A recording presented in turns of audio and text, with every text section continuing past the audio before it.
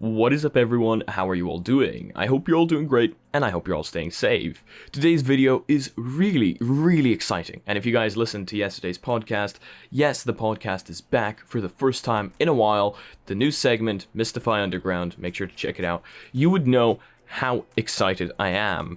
There's just so many pieces of news that came out yesterday that are just so unbelievably exciting that I cannot wait to share them with you.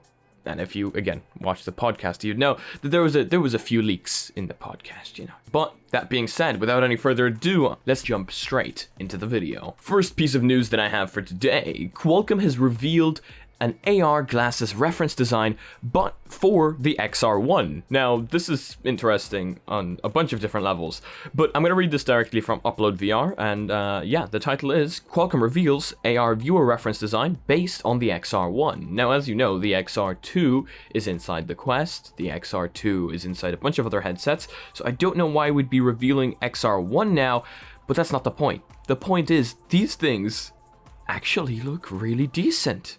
So, Qualcomm announced a reference design for what it calls an AR smart viewer, meant to enable manufacturers to build on the idea more quickly. So basically, this is a design that manufacturers can take and build on.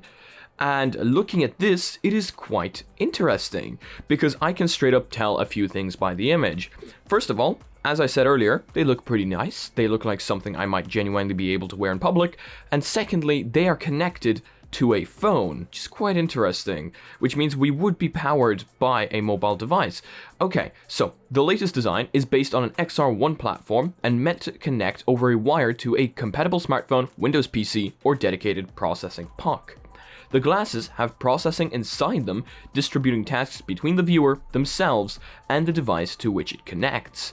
Qualcomm says the architecture can reduce overall power consumption by 30% compared to glasses which have all the processing inside the headset, which is great. It also helps to reduce form factor, or at least that's the way I see it. So, there's support for a camera with image stabilization, meant for certain use cases, like remote assistant, as well as dual monochrome cameras for 6 DoF head tracking, as well as hand tracking. Hell yeah. The reference design, made by Geortech, includes a micro OLED binocular display from BOE with frame rates up to 90 Hz. And yeah, there's not much more to say about this. It's just a really exciting thing because it will allow more companies to produce these faster and hop onto the market much easier. So hopefully we will be seeing much more of these now that we have a reference design out. Let me know what you think down below. Now, this is something that I didn't want to leak on yesterday's podcast. This is something that I believe is going to be super exciting for so many people. Shadow PC is currently not the only, but one of the only cloud gaming services that you could genuinely use to play PSVR on your Oculus Quest. But there are currently a few issues with Shadow for people. One of them is the extremely long waiting times that you have to go with if you pre-order right now.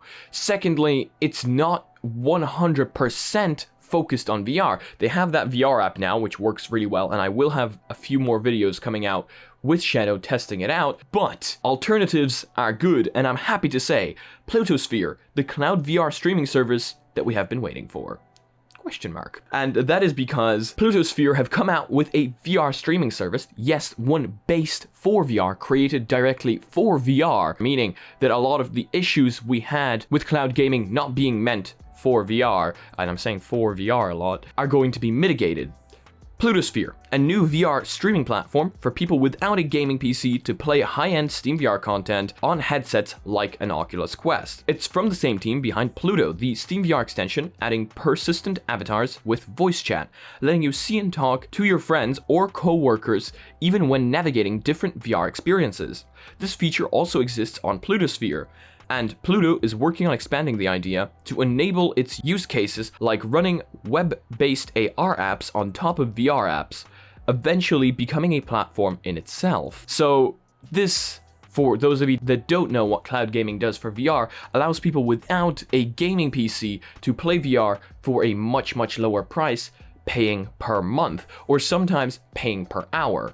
So we don't have a price for this yet, but if you guys want to read the article from Upload VR and see their first impressions, make sure to check it out down below. Apparently, the person who tried it, their internet connection was at 70 megabits. So that is quite interesting, because that's not like the highest internet speed in existence. So I would be really excited to test this out when it does come out, and check out the price, because again, we don't have a price yet, and price being one of the important factors of these. Let me know what you think down below. Okay, this one, when I saw yesterday, I was like, okay, yeah, that's kind of weird, but it's cool. So yeah, we're gonna talk about it. You can now mark your real couch on your Oculus Quest. And you might be like, wait. Oculus Quest software version 26 adds the ability to mark your real-world couch in VR. Yeah, you know, someone at Oculus was just like, yeah, what do we add in version 26? Yeah, let's add a couch. Look, I'm not gonna say it's a bad idea. It's a pretty basic looking couch. Maybe they'll add customization in the future, who knows? This is a new feature of the Oculus Guardian Safety Boundary System. Well, that was a mouthful. As far as Upload VR can tell, you can add one couch per Guardian area.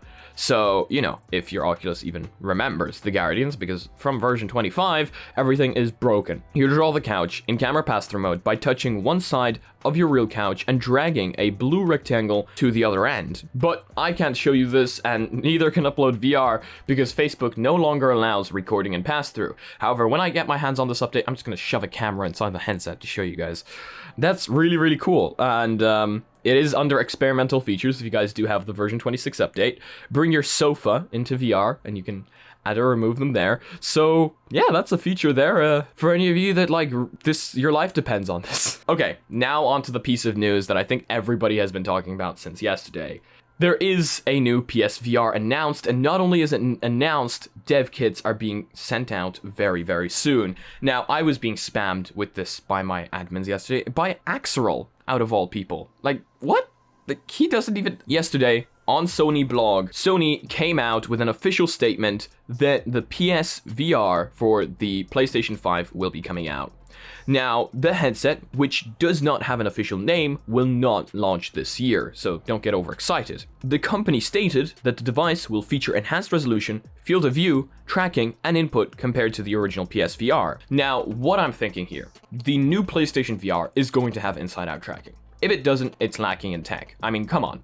Pretty much everything has inside-out tracking right now, so I don't think Sony is going to be behind everyone on that end. So that's something really exciting to look forward to. And considering the new consoles are really good, like really, really good, some people even say they're better than PC when it comes to price, I'm thinking this thing might also be really, really good when it comes to price. And with an enhanced resolution, we could even be looking at something that compares to the Oculus Quest. Who knows? It is looking very exciting. And with the new haptics on the PlayStation 5 controllers, oh yes, new controllers for the PSVR would be something that I personally think they would be fools not to implement.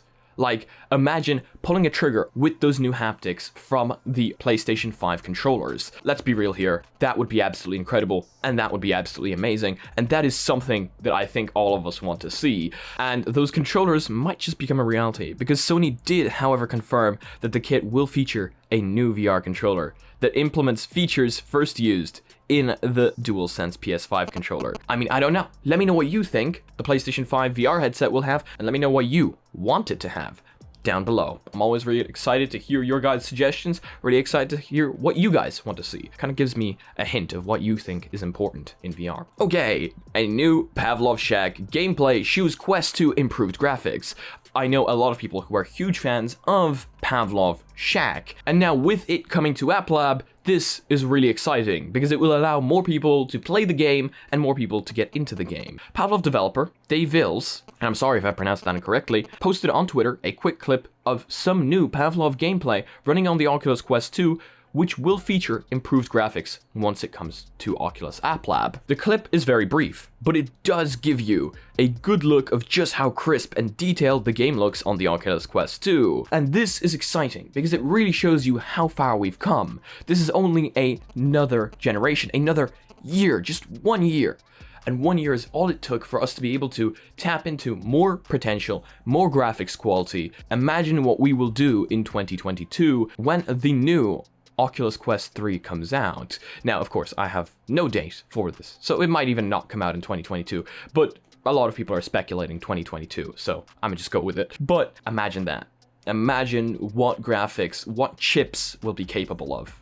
I'm really excited to see this, and I'm so excited to see games tapping into this potential, but also allowing games to still be cross-compatible with the Oculus Quest 1 and allowing the same game modes to be played. According to me, that's very important. We can't just leave older headsets behind, because that, I feel like, would get the community very mad, would get me very mad, because I still have the Quest 1. Let me know what you think down below, and yes, I am going to keep asking you to let me know what you think, because I want to know. And if you've come this far into the video, and you're enjoying it, well, maybe consider subscribing and leaving a like. I'd love to have you in the community, and if you are already in the community, please check, because YouTube seems to be unsubscribing people. Not sure why. But yeah, let's continue. This one is something that I personally, I'm super excited for. Do you know how long I've been looking for something that allow me to gesture control on my phone? Now, this might sound stupid, but I'm one of those people that could be walking along the street and would want to change my music like this, you know? Or bring my volume up like this. I don't know, just looks really cool, and I'm a huge fan of gesture controls. Well, Finchring is a new gesture controller shown with Nreal, and the most exciting part, it seems that this is not only for the Nreal AR glasses. Let me read you the article. The Finchring was announced in connection with Mobile World Congress in Shanghai, alongside a partnership with AR glasses maker Nreal. The device requires a separate device, the Finch tracker, worn on the upper arm for full 6-DoF tracking. And the company claims there's no limits to field of view for tracking via the internal IMU. And let me just say, like, you know, sometimes these rings would be very chunky, would be very thick, and they'd stand out. This doesn't look too bad. Finch Technologies is pitching the device as not just being useful for VR and AR headsets, but also PCs, tablets, or phones with open air gestures. And again, I am super excited for this. I'm really excited to see how much it will cost, because I would buy this. I'm one of the people that would buy this just to be able to go like this to change my song. And finally, Vertical Shift is a Spiderman VR with multiplayer that is out on the Oculus Quest now. Now, there's a monkey game out right now that people really seem to want me to play, and we might just play it all together. We might hop into it. It does look really fun, but it seems like it is time for another Spider-Man-style VR game, this time with support for multiplayer. Vertical Shift is a new release on SideQuest for the Oculus Quest, and pits players against each other in athletic multiplayer competitions. Set in a futuristic city, players have access to grappling hooks for superhero swinging, as well as jetpacks and gliders to send you flying about in both single and multiplayer modes. And this looks really, really cool. If you guys are fans of Spider-Man, if you guys are fans of just like swinging around free flight, this might just be for you. And honestly, I really want to check this out. I'm going to be checking it out, and it is multiplayer, so who knows, we might just hop into this all together as well. But there you guys go. That is it for today's news. We got so much covered today, so much really exciting news. New headsets, just finger gesture tracking. Honestly, I feel like that might be one of the more exciting ones, along with cloud gaming. Just so much happening, and I hope you guys enjoyed it. I hope you guys found out some new information, some new news, and yeah, let me know what you think about all the things here and what you want to see happening in the future in the VR space down below. But now, without any further ado, let's hop onto the Reddit and review the 3 most popular memes. And I'm saying 3 because I'm really afraid of what's going to happen if we try to review more. So somebody has posted perfection, and let me just say, this image, it looks very accurate. On last live stream, I asked somebody to make this. Well, I asked them to make a side-by-side. Looks like they went one step further. Top-notch, congratulations. Top-notch, top-notch. Oh yeah, I got rickrolled on live stream, guys. And then, POV, you're trying to find the rickroll. Of course. Yeah. It's so funny. They just removed the rickroll. Yeah, Mysticle gets rickrolled. There you go. There's the actual, yeah. And then another rickrolled on stream. Come on, guys. How many posts is there that I just got rickrolled on stream? This is old news, guys.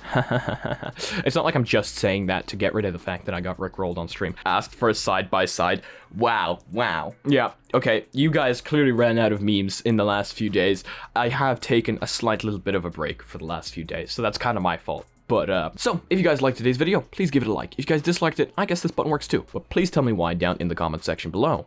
If you guys would like to become part of the community and are not yet part of it, check out the Discord down below. And also check out the Reddit, where I want to see you posting your spice memes. If you guys would like to support the channel in any way, shape, or form, we've got sick merch down below or on mysticalstore.com that doesn't put a huge ad on your body. And we've got mugs that boost your FPS by 300%. And if you guys want to be notified about future content coming up on the channel daily, make sure to smack the subscribe button with your forehead, ding my bell, and see you again in the next video. Peace.